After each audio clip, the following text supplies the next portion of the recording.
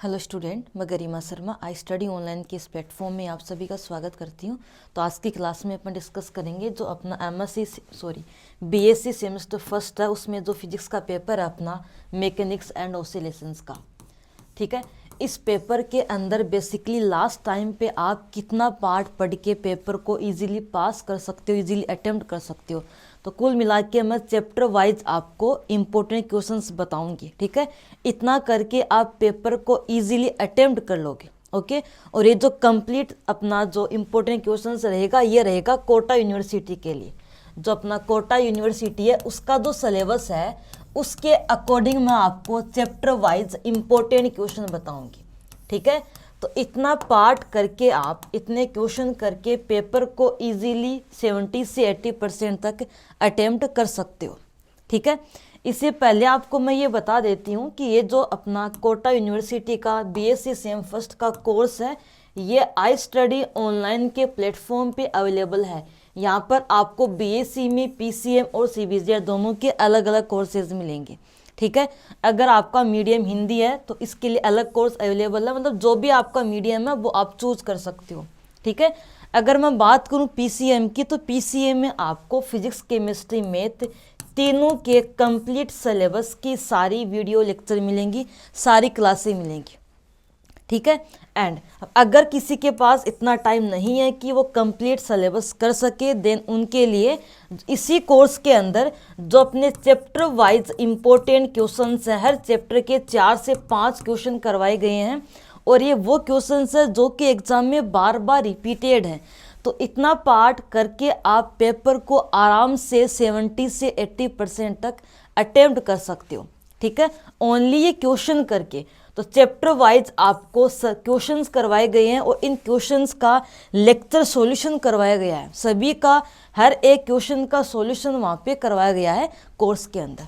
ठीक है, तो इतना पार्ट करके भी आप पेपर को आराम से कर लोगे। इसी के साथ इसी कोर्स के अंदर एग्जाम के 3 से 4 दिन पहले आपको एक वन शॉट मिलेगा और वन शॉट में आपको कंप्लीट जो फिजिक्स का पेपर है अपना मैकेनिक्स का उसका कंप्लीट का रिवीजन करवाया जाएगा। ठीक है, तो अगर आप ये दो चीज़ें कर लेते हो, इंपॉर्टेंट क्वेश्चंस एंड फिजिक्स का जो अपना वन शॉट है, तो इतना करके आप मैकेनिक्स वाले पेपर को आराम से अटेम्प्ट कर लोगे। ठीक है, तो जो अपना बीएससी है, बीएससी सेम फर्स्ट है, उसका कोर्स कोटा के लिए यहाँ पे अवेलेबल है। इसके अलावा सेमेस्टर 3rd और 5th इनके कोर्स भी अवेलेबल है। ठीक है, एंड आई स्टडी ऑनलाइन के प्लेटफॉर्म पे आपको शेखावटी जो अपनी यूनिवर्सिटी है उसका कोर्स मिलेगा और अपना अलवर जो यूनिवर्सिटी है उसका कोर्स मिलेगा। ओके, एंड एमएसबीयू भरतपुर और जो अपने पास राजस्थान यूनिवर्सिटी है उसका कोर्स मिलेगा। एमजीएसयू बीकानेर, कोटा, जेएनवीयू जोधपुर, एमडीएसयू अजमेर, एमएलएसयू उदयपुर, इन सभी यूनिवर्सिटीज़ के लिए सेमेस्टर 1st, 3rd और 5th इन तीनों के कोर्स आपको यहाँ पर मिल जाएंगे। ठीक है, अब बात कर लेते हैं अपन अपने टॉपिक की। जो अपना मेन टॉपिक डिस्कस कर रहे थे वो था कोटा यूनिवर्सिटी के लिए जो बीएससी सेमेस्टर फर्स्ट है, बीएससी सेमेस्टर फर्स्ट है, उसमें फिजिक्स का पेपर है मैकेनिक्स एंड ऑसिलेशन का, मैकेनिक्स एंड ऑसिलेशंस का। ठीक है, इस पेपर में आपके टोटल 5 यूनिट है और सभी यूनिट में जितने चैप्टर है सभी चैप्टर के मैं आपको 4 से 5 क्वेश्चन बता दूंगी। ठीक है, और इन सभी क्वेश्चंस के सॉल्यूशन आपको आई स्टडी ऑनलाइन के प्लेटफॉर्म पे जो कोर्स है बीएससी सेम फर्स्ट का कोटा के लिए, तो इन सभी के सॉल्यूशन आपको उस कोर्स में मिल जाएंगे। ठीक है, देखिए आगे। तो सबसे पहले बात करते हैं अपन यूनिट नंबर फर्स्ट की।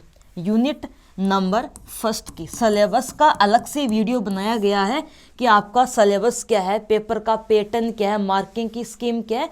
तो ये कंप्लीट आपको इन्फॉर्मेशन के लिए एक अलग वीडियो है, तो वो आप देख लेना। ठीक है, सिलेबस का, मार्किंग की स्कीम का एंड पेपर के पैटर्न का, इनका एक अलग वीडियो बनाया गया है। तो उस वीडियो में आप अपना सिलेबस, मार्किंग की स्कीम देख सकते हो। तो ये आपका सिलेबस है और ये आपके पास है फर्स्ट यूनिट। इसमें एक तो अपने पास चैप्टर है basically frame of reference, frame of reference. ठीक है, और एक चैप्टर है अपने पास यहाँ पे वो है बेसिकली कोरोलेस फोर्सेस। इस चैप्टर का नाम है motion relative to the earth, motion relative to earth या कोरोलियस फोर्सेस भी बोल सकते हो, ये इस चैप्टर का अपना नाम है। ठीक है, तो कुल मिला के फर्स्ट यूनिट में आपके पास यहाँ पे टोटल कितने चैप्टर है? टोटल आपके पास 2 चैप्टर है। किसमें? फर्स्ट यूनिट के अंदर यहाँ पे टोटल आपके पास 2 चैप्टर है। देखिए बात करते हैं इसकी। पहला चैप्टर है और पहले चैप्टर का नाम है frame of reference, frame of reference निर्देश तंत्र।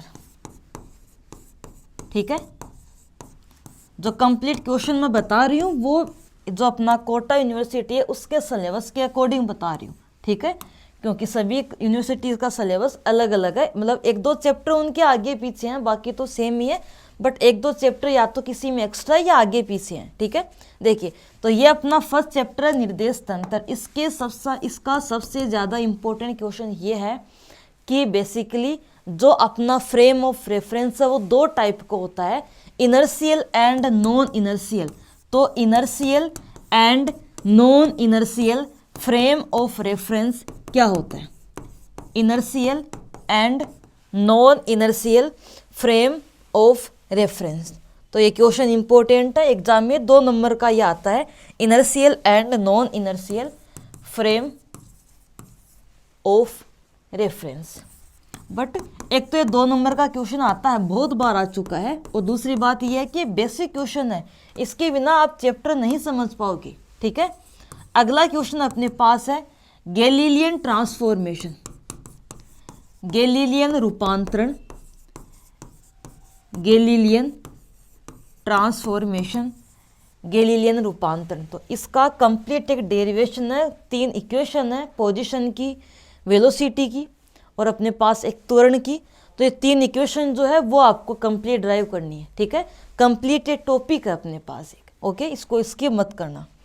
और अगला अपना क्वेश्चन है वो है application of Galilean transformation, application of Galilean transformation.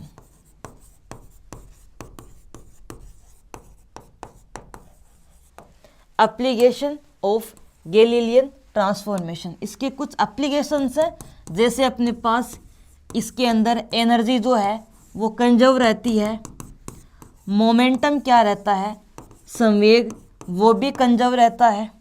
ठीक है, जो अपने पास 2 पॉइंट के बीच का डिस्प्लेसमेंट है वो भी कंजर्व रहता है, तो डिस्प्लेसमेंट बिटवीन 2 पॉइंट ये भी कंजर्व रहता है।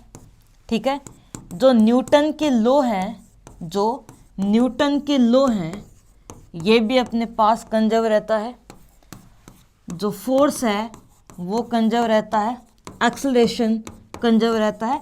तो ऐसे एग्जाम में कोई आपको एक एप्लीकेशन पूछ सकता है, और मोस्ट प्रोबेबिलिटी ये जो 3 एप्लीकेशन है ये आते हैं। ठीक है, डिस्प्लेसमेंट वाला तो बहुत बार आ चुका है। ठीक है, तो सारे एप्लीकेशन आपको करने हैं। तो कुल मिला के चैप्टर फर्स्ट के टोटल 3 क्वेश्चन है, इन 3 में से ये जो क्वेश्चन है ये तो आपका 2 नंबर में आएगा, बाकी इन 2 क्वेश्चन से आपको एक बड़ा क्वेश्चन यहाँ से मिल जाएगा। ठीक है, तो ये अपना चैप्टर फर्स्ट है। सेकंड चैप्टर अपने पास ये है कोरोलियस फोर्सेस, तो इसको भी डिस्कस कर लेते हैं। देखिए, तो चैप्टर नंबर 2 है कोरोलियस फोर्सेस, कोरोलियस फोर्सेस।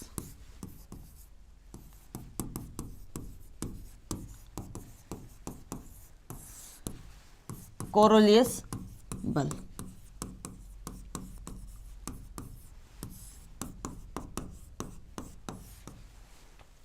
ठीक है, आगे देखिए, इसका एक क्वेश्चन है, बहुत ही बेसिक है, जो पता होना चाहिए, 2 नंबर में आता है, इसके बिना आप ये चैप्टर नहीं समझ पाओगे। तो पहला अपना टॉपिक है वो है centrifugal force, centrifugal force, centripetal force मतलब अभिकेंद्रीय और अपकेंद्रीय बल। एक अपने पास है कोरोलियस फोर्स, एक है सूडो फोर्स। तो ये जो 4 टाइप के फोर्स हैं ये एग्जाम में पूछे जाते हैं।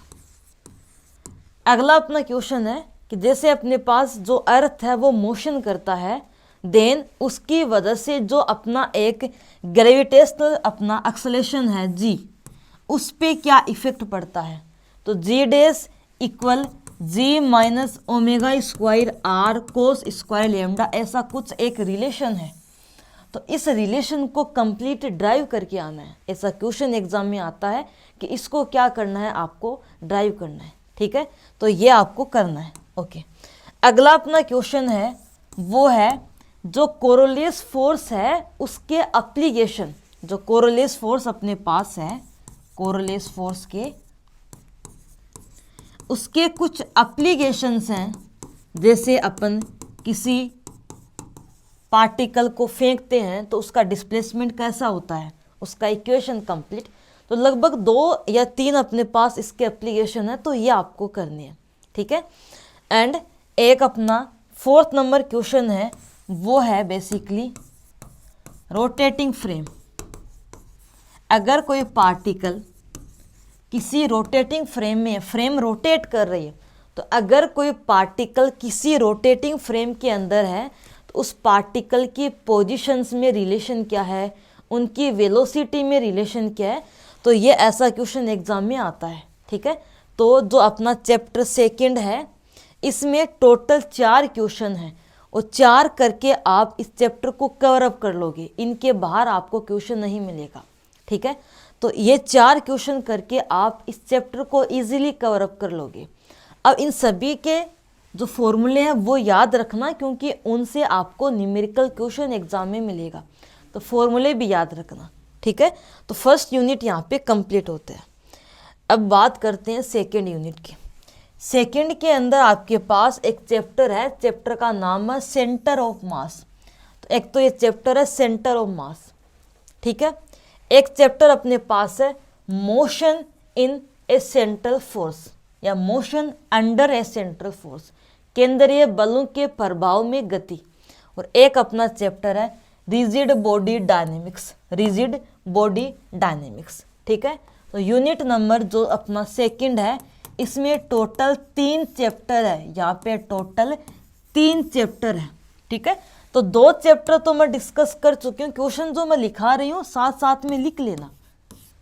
2 चैप्टर डिस्कस कर चुके हैं। अब अपना अगला है चैप्टर नंबर 3। तो ये चैप्टर है सेंटर ऑफ मास। कौन सा चैप्टर है? Centre of mass. Centre of मास, द्रव्यमान केंद्र। इसका पहला और बेसिक और इम्पोर्टेंट क्वेश्चन तो ये है कि सेंटर ऑफ मास होता क्या है। सेंटर ऑफ मास जो है वो होता क्या है। ठीक है, तो सेंटर ऑफ मास क्या होता है? सेंटर ऑफ मास जो है उसकी पोजीशन क्या है, उसकी वेलोसिटी का फॉर्मूला, उसका एक्सेलरेशन का फॉर्मूला क्या है। ये अपने पास एक इम्पोर्टेंट क्वेश्चन है जो बेसिक है, मतलब या तो ये 2 नंबर का आएगा और इसके बिना आप अदर टॉपिक नहीं समझ पाओगे, तो ये क्वेश्चन आपको करना है। ठीक है, अगला क्वेश्चन है जो कोलिजन है 1D 2D में, और अपने पास एक प्रयोगशाला जो है, लैब जो है, उसके अंदर कोलिजन। तो 1D और 2D जो कोलिजन है अपने पास, अपने पास जो कोलिजन है 1D और 2D के अंदर, देन उनमें लैब के अंदर और ऐसे अपन नॉर्मली अगर कोलिजन करते हैं तो उनमें रिलेशन वगैरह क्या है। तो मतलब जो कोलिजन का पार्ट है वो आपको कंप्लीट करना है। यहाँ से आपको क्वेश्चन मिल सकता है, जो डेरिवेशंस हैं कोलिजन के पार्ट में वो आपको कंप्लीट करने हैं। ठीक है, तो ये अपने पास 2 क्वेश्चन यहाँ पे कंप्लीट होते हैं। ठीक है, जो इलास्टिक कोलिजन है, इन इलास्टिक है, मतलब कुल मिला के कोलिजन का पार्ट यहाँ पर क्या करना है, कंप्लीट करना है। एक अपने पास जो मोशन, मतलब जो अपने पास वेरिंग मास का कॉन्सेप्ट था सेंटर ऑफ मास में, कि जो मास है किसी सिस्टम का वो वेरी कर रहा था, उसका जो कॉन्सेप्ट है कंप्लीट डेरिवेशन था, एक टॉपिक है ऐसा वेरिंग मास का, तो वो आपको करना है। ठीक है, जो अपने पास motion of a system with varying mass का जो टॉपिक है ये आपको करना है। ठीक ठीक है। तो कुल मिला के ये अपने पास सारी चीज़ें यहाँ पर क्या होती है, कंप्लीट होती है। तो ये सेंटर ऑफ मास के चैप्टर के टोटल आपके पास 3 क्वेश्चन है। पहला तो बेसिक क्वेश्चन है, ये तो आपको पता होना चाहिए, ठीक है। और जो दूसरा क्वेश्चन है कोलिजन का, यहाँ से आपको एक क्वेश्चन मिलेगा। तीसरा अपने पास है वेरिंग का, मतलब जो मास है वो वेरी कर रहा है किसी सिस्टम का, तो उसका कंप्लीट एक डेरिवेशन है वो करके आना है। अब बात करते हैं अगले क्वेश्चन की। अगला चैप्टर जो है, चैप्टर 3 हो चुकी है, इसको लिख लेना, आप क्वेश्चन को लिख लेना, ठीक है। अब बात करते हैं चैप्टर नंबर 4 की। चैप्टर 4 है अपने पास और वो है motion under central force. Motion under central force, केंद्रीय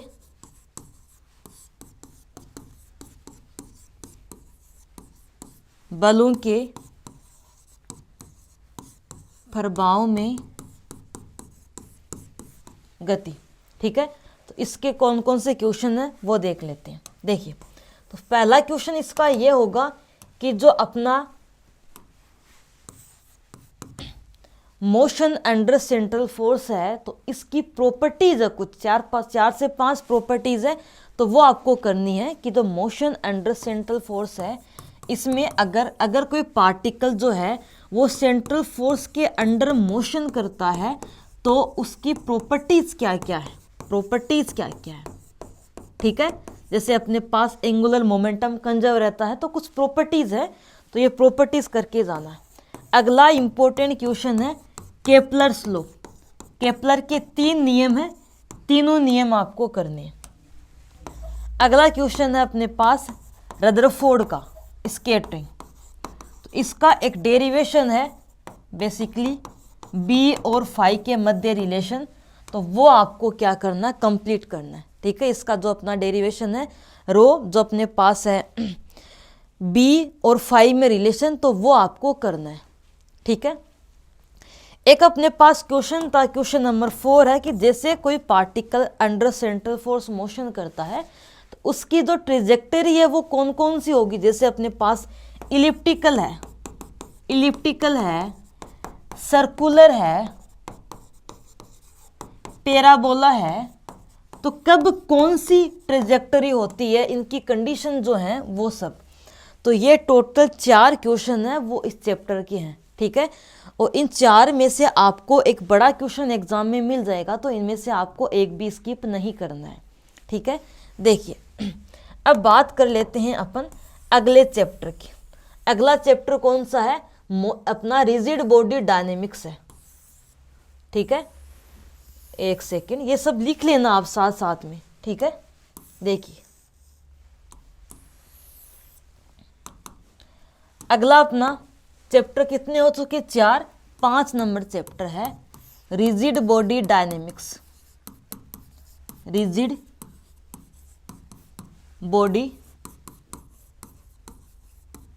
डायनेमिक्स,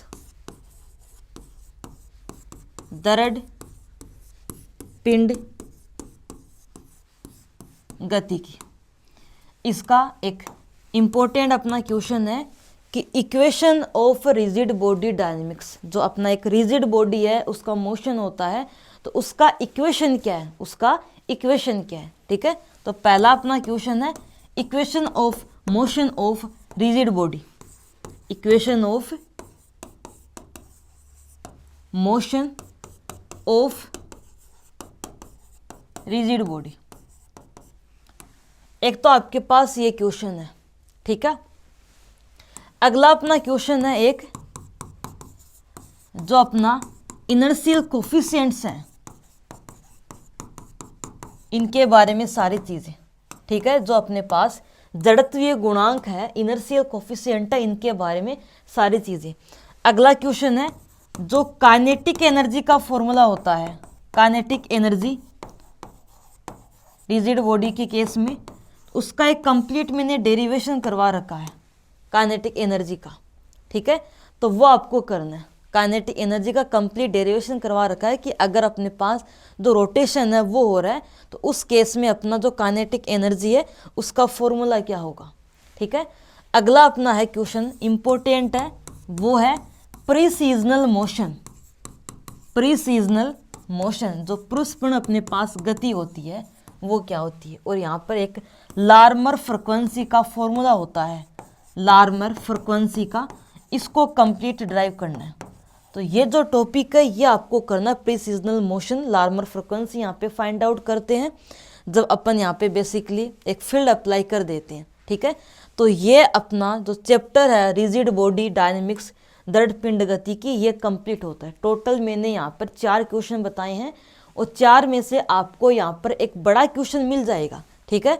तो ये 4 क्वेश्चन आपको स्किप नहीं करने हैं, ठीक है। अब देखिए, अब टोटल अपनी कितनी यूनिट हो चुकी, 2 हो चुकी। अब बात करते हैं अगली यूनिट की, और ये अपने पास है एक सेकेंड, इसमें एक क्वेश्चन और लिख लेना आप, और वो क्वेश्चन अपने पास कौन सा होगा, जैसे अपने पास अपन centre of mass find out करते हैं, तो जो इनर्शिया होता है बेसिकली उसकी 2 थ्योरम है, 2 थ्योरम है अपने पास। एक तो अपने पास पैरेलल एक्सिस की, तो 2 थ्योरम है इनर्शिया फाइंड आउट करने की, तो थ्योरम करके जाना है, वहाँ से क्वेश्चन आता है 2 नंबर का, ठीक है।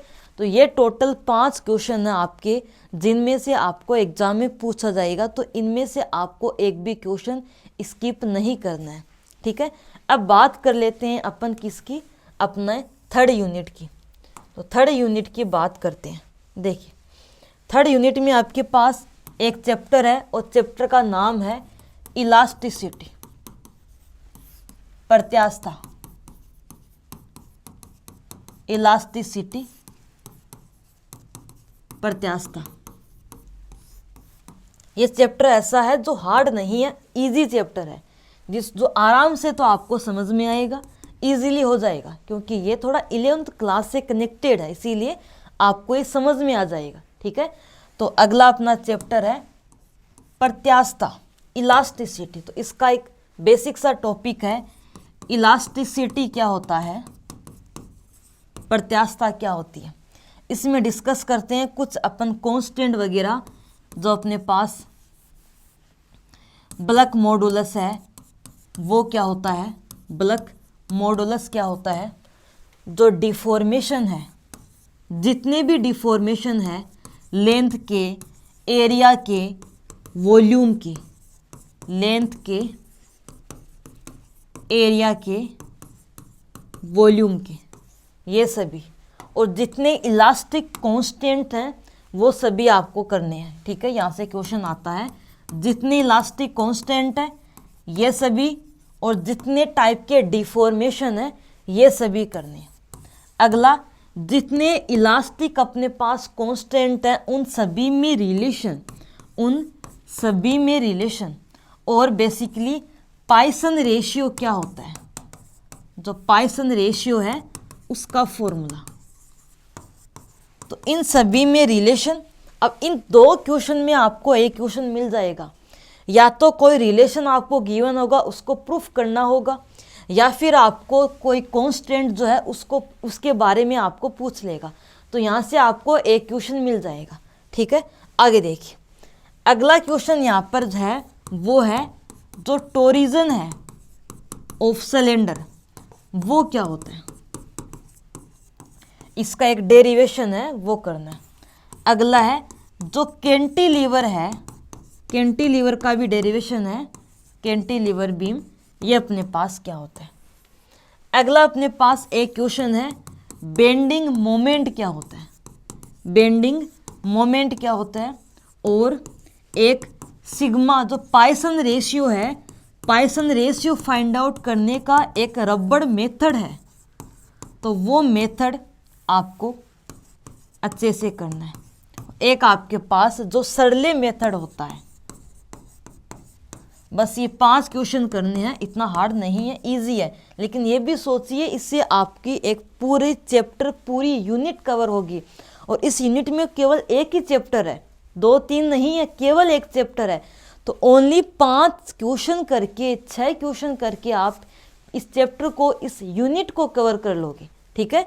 ये दोनों टॉपिक ईजी है, कोई हार्ड टॉपिक नहीं है, सारी चीज़ें आपने 11th क्लास में पढ़ी है वही है, तो ओरिजिन अपने पास है, इजी है, पूरा डेरिवेशन है, एक पेज का डेरिवेशन है, ये भी इजी है और ये भी अपने पास मेथड है, प्रोसेस है, बस याद रखना कि ऐसे ऐसे करना है।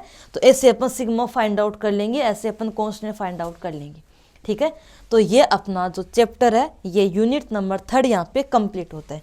क्वेश्चन लिख लेना, मैंने लिखवा दिए और इन सभी के सॉल्यूशन आपको मिल जाएंगे आई स्टडी ऑनलाइन का जो प्लेटफॉर्म है, उसमें बेसिस सेम फर्स्ट का जो कोर्स है कोटा के लिए, उसमें सभी क्वेश्चंस के मैंने सॉल्यूशन करवा रखे हैं, ठीक है। अगला अपना जो यूनिट है वो है 4th यूनिट और ये अपने पास है बेसिकली ओसिलेशंस। इसके अंदर कौन कौन से चैप्टर है पहले मैं आपको वो बता देती हूँ। सबसे पहले अपना चैप्टर है ओसिलेशंस, ठीक है। ओसिलेशंस क्या होते हैं, अपने पास दोलन क्या होते हैं, इसी में डिस्कस करते हैं सिंपल हार्मोनिक मोशन। तो एक चैप्टर है, चैप्टर का नाम है सिंपल हार्मोनिक मोशन, इसी में डिस्कस करते हैं डैम्प्ड हार्मोनिक ओसिलेशन, ठीक है। अगला चैप्टर है कपल्ड ओसिलेशन, कपल्ड ओसिलेशन, ठीक है। देखिए आगे डिस्कस करते हैं। इसके अलावा यहाँ पे केवल 2 चैप्टर है, अपना सिंपल हार्मोनिक ओसिलेशन और एक अपने पास चैप्टर कौन सा है, कपल्ड ओसिलेशन है, ठीक है। देखिए डिस्कस करते हैं यूनिट नंबर 4। इसमें एक चैप्टर है, चैप्टर कितने हो चुके टोटल, अब जितने भी हो चुके आप देख लेना, मैं लिखवा देती हूँ सीधे ही। वो है अपना simple harmonic motion, simple harmonic motion, सरल आवर्त गति। एक चैप्टर है कपल्ड ओसिलेशन। इस चैप्टर के क्वेश्चन को देखते हैं। पहला क्वेश्चन बेसिकली, अगर अपने पास एक पार्टिकल है जो आर्बिट्री पोटेंशियल में मूव कर रहा है, तो ये एक टॉपिक है जिसमें कर्व भी बनाते हैं और इससे अपन ये समझते हैं ओसिलेशंस क्या होते हैं आर्बिट्री पोटेंशियल में जब पार्टिकल मूव करता है, ठीक है। अगला क्वेश्चन है बेसिकली सिंपल हार्मोनिक मोशन क्या होता है, इसका डिफरेंशियल इक्वेशन क्या होता है, इसकी kinetic energy, potential energy, velocity, position, acceleration, total energy, differential equation का सॉल्यूशन। तो ये सभी आपको करना है, यहाँ से आपको एक क्वेश्चन मिलेगा, ठीक है। अगला अपना है वो है डैम्प्ड हार्मोनिक ओसिलेशन। अब जो डैम्प्ड हार्मोनिक ओसिलेशन है, डैम्प्ड हार्मोनिक्स जो ओसिलेशन है, इनका डिफरेंशियल इक्वेशन, इनका डिफरेंशियल इक्वेशन लो डैम्पिंग के लिए इसका सॉल्यूशन क्या होगा, किसके लिए, लो डैम्पिंग के लिए इसका सॉल्यूशन क्या होगा, ठीक है। एंड यहाँ पर जो अपने पास पावर डिसिपेशन मतलब पावर लॉस होता है, उसका फॉर्मूला क्या होगा। तो मतलब कुल मिला के डैम्पिंग को कंप्लीट पढ़ना है आपको, इतनी चीज़ें आपको इसके पढ़नी है। अगला पॉइंट है कपल्ड ओसिलेटर, कपल्ड ओसिलेटर, इसकी डिफरेंशियल इक्वेशन, किसकी डिफरेंशियल इक्वेशन, कपल्ड की। इसमें नॉर्मल मोड क्या होते हैं। अब ये चैप्टर बड़ा नहीं है, छोटा चैप्टर है कपल्ड वाला, तो ये आपको करना है, ठीक है। एंड अब यहाँ पे आप एक बात ध्यान से सुनना, ये जो 4 क्वेश्चन आप कर लोगे ना, तो आप जो है इस चैप्टर को कवर कर लोगे, मतलब इस यूनिट को। एक सेकेंड, हाँ ये कपल्ड वाला मैंने लिख दिया साथ में, ठीक है, क्योंकि यहाँ पे 2 चैप्टर है इस यूनिट में, एक तो सिंपल हार्मोनिक मोशन, एक कपल्ड ओसिलेशंस युग्मन दोलन, ठीक है। तो यहाँ पे बेसिकली ये कपल्ड का अपना टॉपिक है, ठीक है। तो ये अपने पास, तो अगर आप ये 4 क्वेश्चन कर लोगे तो इस यूनिट को कवर कर लोगे।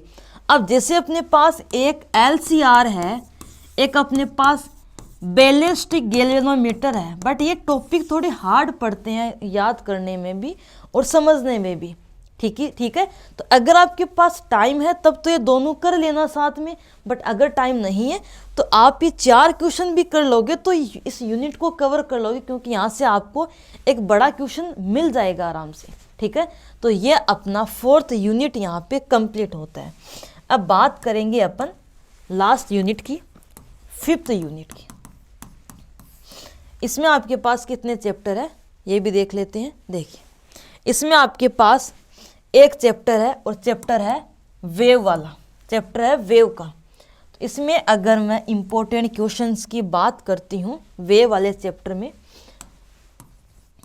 वेव्स तरंगे, तो इसका क्वेश्चन नंबर 1 अपने पास है। वो क्या होगा, बेसिकली जो अपने पास एक वेव है 1D के अंदर, 1D के अंदर जो वेव है उसका जनरल इक्वेशन। तो क्वेश्चन नंबर 1 आपको लिखना है जनरल इक्वेशन ऑफ 1 डायमेंशनल, मतलब 1D में आपको वेव का जनरल इक्वेशन लिखना है। तो general equation of 1 dimensional wave equation और उसका सॉल्यूशन। एक क्वेश्चन तो ये है कि जो 1D में वेव का इक्वेशन है वो अपने पास क्या है, उसका सॉल्यूशन क्या है। दूसरा क्वेश्चन मैंने करवा रखी है सारी चीज़ें, ये energy density, energy flux, intensity, pressure, इन सभी के फॉर्मूले को फाइंड आउट करना है। तो पहला क्वेश्चन आपके पास है general equation of 1D wave motion. तो वेव है 1D में, उसका इक्वेशन, उसका सॉल्यूशन। दूसरा उसके लिए energy density, energy flux, intensity, pressure क्या होगा, 2 क्वेश्चन। तीसरा क्वेश्चन है concept of group velocity and phase velocity, ये क्या होती है, ये आपको याद करना है। 3 क्वेश्चन हो चुके। ठीक है, अगला क्वेश्चन अपने पास है कि जो अपने पास 1D है, 1D में मोनो एटॉमिक और डाई एटॉमिक लैटिस जो है उनका एक कंप्लीट डेरिवेशन है मोनो एटॉमिक का और डाई एटॉमिक का। तो टोटल 5 क्वेश्चन बताए हैं मैंने इस चैप्टर के। पहला है 1D में वेव इक्वेशन, उसका सॉल्यूशन।